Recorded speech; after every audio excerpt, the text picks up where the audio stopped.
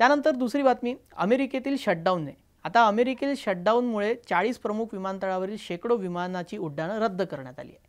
आता या शटडाऊनच्या काळामध्ये वाहतूक कमी करण्यास सांगितलं होतं। शुक्रवारी अमेरिकेतील 40 प्रमुख विमानतळावरील शेकडो विमाने आणि त्याची उड्डाणे ही रद्द करण्यात आली।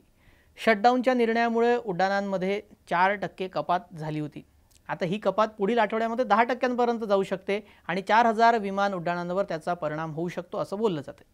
या शटडाऊनमुळे कर्मचारी संख्या कमी झाली आहे, तसेच अनेक कर्मचारी दुसरी अर्धवेळ नोकरी करतायत। आता New York, Los Angeles, Chicago, Atlanta, Miami, Orlando, San Francisco यासारख्या विमानतळासह अनेक लहान आणि मध्यम आकाराच्या विमानतळावरही त्याचा परिणाम झाला आहे। आंतरराष्ट्रीय विमान उड्डाणांवर परिणाम किती झालेला आहे तर शटडाऊनमुळे दररोज 1800 उड्डाणे आणि सुमारे 2.68 लाख प्रवाशांना फटका बसतोय। कोणताही कर्मचारी महिनाभर पगार न मिळता काम करत राहू शकत नाही, असे मिशिंगच्या मॅथ्यूज यांनी सांगितलं।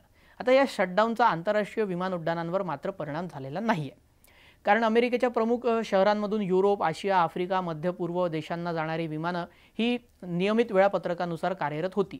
ही विमान उड्डाणे वेळेवर झाली नाहीत तर विमान कंपन्या अमेरिकेला जाणारी विमाने रद्द करतात, त्याचा दूरगामी परिणाम होतो।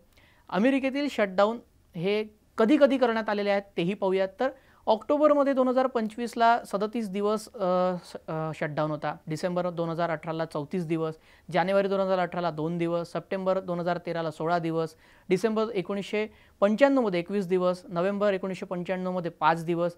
तर अशा कालांतराने वेगवेगळ्या वर्षी प्रत्येक काही मर्यादित काळासाठी अमेरिकेमध्ये शटडाऊन राहिलेला आहे।